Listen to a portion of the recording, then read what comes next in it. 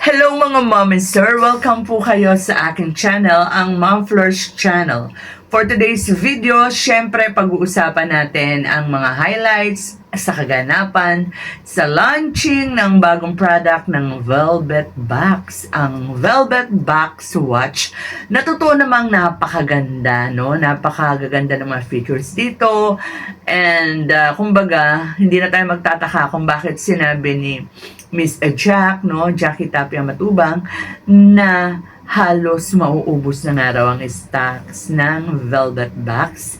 Good thing, magkakaroon naman yata ito ng version 2. Yan. So, congratulations sa mga yung president ng Velvet Box. Of course, ang CEO na si Mr. Rob Matubang na kumbaga sa yung success ng launching ng product ay totoong napakagandang birthday gift sa kanya bukas, October 1. Kasi ito po ginagawa natin ang aking video na ito, September 30. So bukas po, birthday ni Kalinga Prab. Happy birthday Kalinga Prab. At syempre, speaking of birthday, gusto ko rin batiin ng belated happy birthday si Ka-Business nung September 28 naman. So happy birthday po sa lahat ng mga nagbe-birthday.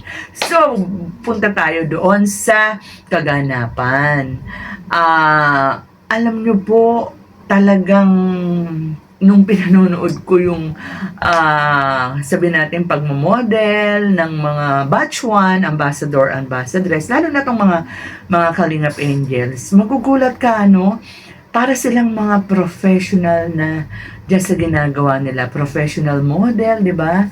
Yung mga rampahan nila, yung mga aurahan nila, ang gaganda po nilang lahat. Siyempre, may kanya-kanya po kayong paborito, and kung sino yung mga paborito ninyo, siyempre, kumbaga, yun ang mapipili nyo. Pero ako naman po, hindi naman po sa nagpa-playing safe ako. Pero talaga naman po magaganda po sila. Iba po yung ganda nila. Ganun din naman po yung mga ambassadors natin. Ano? Pero sa ambassadors, parang gusto ko yung pagrarampang ginawa nung kambal, si Edward tsaka si Edwin, no? Very sila, no? Confident sila.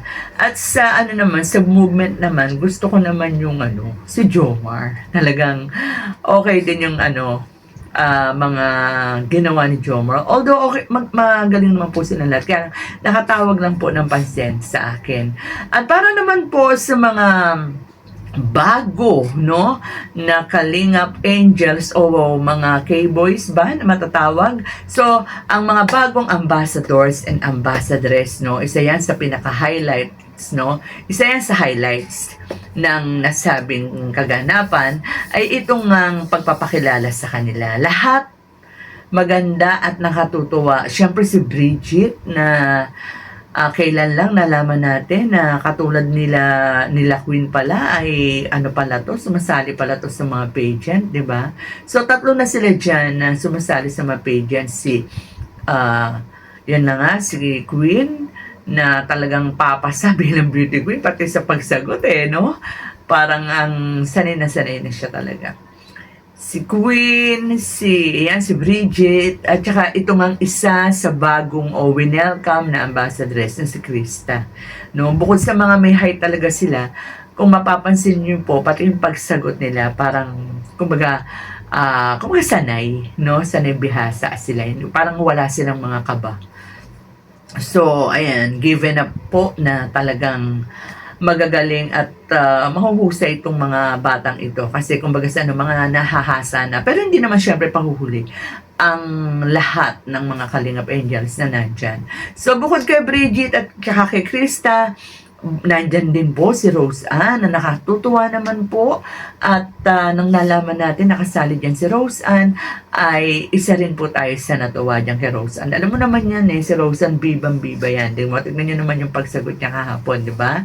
Parang siya yata yung may pinakamahabang nasabi dyan sa mga bagong ambassadress. Ayan. So hintayin natin lalo na pag nag-live selling yan si Rose Ann. Ako, parang never a dull moment yan. Siyempre, si Tara. Ayan. Napakaganda nga naging introduction sa kanya ni Boss Alvin, di ba? Sabagay, ano naman, maganda naman talaga yung lahat ng naging introduction ni Boss Alvin sa kanila. Kaya lang parang dito kay Dara, 'di ba? Parang natawag din yung pansin ko. And totoo naman yun kasi madami rin naman talagang isa sa pinakamaraming nag-abang dyan ay si Dara. Kasi di ba nga, ako lalo na, talagang inabangan ko talaga dyan si Dara. Kasi di ba alam naman natin kung ano yung pinagdaanan ni Dara.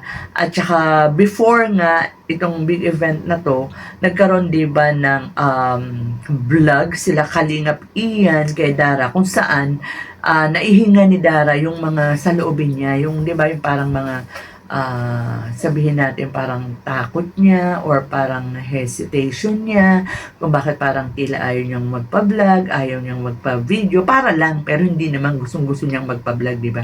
Yun nga, dun sa mga nabanggit na, no, hindi na natin uulitin. Kaya, dito, talagang,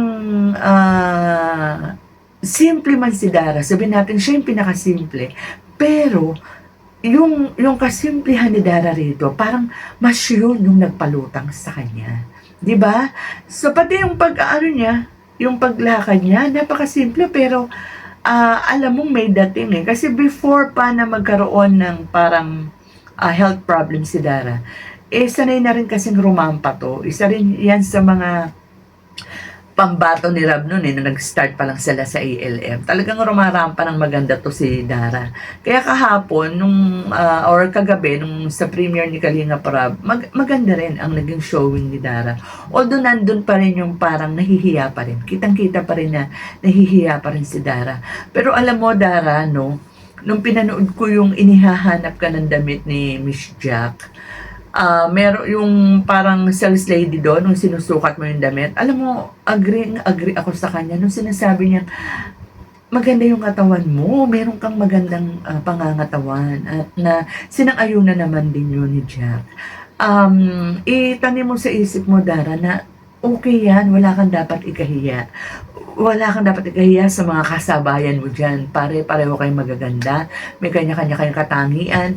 At tulad nga na nasabi ko, mas gusto ko, at actually hindi lang ako marami din ako nababasa na umaagree na mas maganda si Dara ngayong nagkalaman siya kaysa nung payat siya. Tulad nga, kung siguro kung magbabawas ka man, konti na lang, Dara. Sabi ko nga, parang ang naaalala ko sa katawan mo ay si Aramina, di ba? May laman, mabilog, pero sexy. So, good job, Dara. Ang galing, ang galing. So, after ni Dara, nandyan din sino pa yon? Apat sila na, si Bridget, si Marian, Si Marian, tignan mo, Dara. Si Marian, maano rin siya. Medyo may pagka-chubby din si Marian, di ba? May pagkamalaman din siya. Pero, tignan mo si Marian, di ba? Parang, who cares, di ba? Parang confident siyang rumampa. So, tignan mo, Dara, di ba? So, nasa lang natin yan, nasa isip lang natin yan. Huwag tayong papatalo sa mga, mga negative na isipan, no? Mga negative vibes, ika nga. So, yan, si Marian, ang ganda rin ng niya, ang galing din ng kanyang pagkarampa, ang ganda rin ng pagdadala niya, no? Tsaka si Marian, maganda naman talaga yung mukha ng batang yan, eh. And of course, tulad ng sinabi ko, ayan, si Krista. Si Krista, no, may height, ang galing niya, sanay na lang nga siyang rumampa tulad ng sinabi ko kanina. So, welcome talaga dito sa mga bagong ambassadors na to. Ang gagaling nyo, ang gaganda nyo, parang katulad din kayo ng batch 1. Magaganda kayong lahat at mahuhusay. Doon naman sa mga ambassadors, no, syempre, si Mikoy. Ang gwapo ni Mikoy, no, nung rumarampa siya.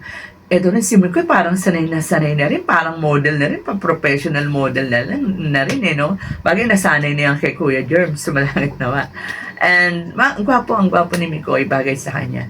And of course, last but not the least, ang pinakilala, walang iba kung hindi si Fran. Ayan, si Fran. Ang cute nito.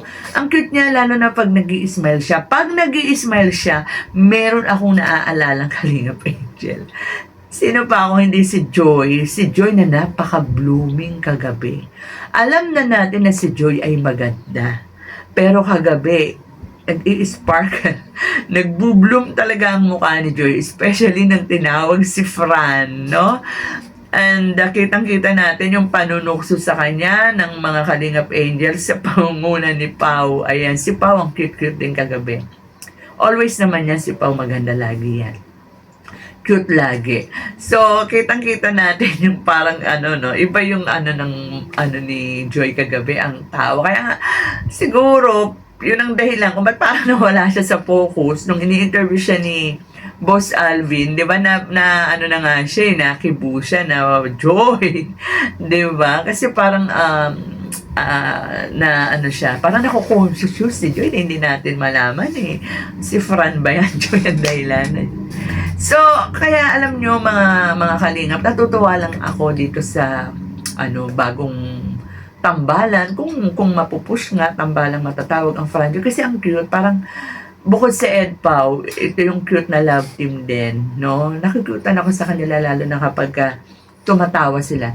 Parang nakikinig ako na talagang good vibes ang mangyayari dito, no? Kung mapupush talaga tong Franjoy na to. And ito bang kagabing kaganapan hindi lang yata launching ni Fran bilang bagong ambassador ng Velvet Box parang launching na yata to ng love team ni Joy no? Sana nga And ayan mga kalingap, isa na namang napakagandang palabas ang inihatid sa atin ni Mr. Birthday Boy, si Kalingap Rab.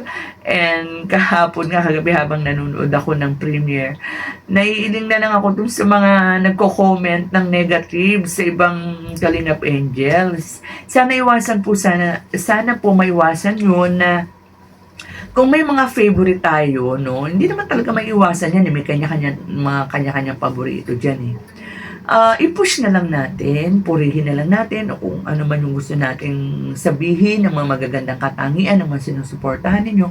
Pero wag po tayong manda-down ng mga angels o mga beneficiaries na hindi naman natin nagugustuhan. Basta lang tayo, sana yung masaya lang sana lahat. Good vibes lang sana lahat. 'Di ba? One Kalingap, one family nga raw ang sabi ng Kalingap Rab at saka syempre ng founder ng Kalingap na si Kuya Val Santos Matubang. So with that mga Kalingap, hanggang dito na lang po muna ang ating kwentuhan. Mag-iingat po tayong lahat and God bless.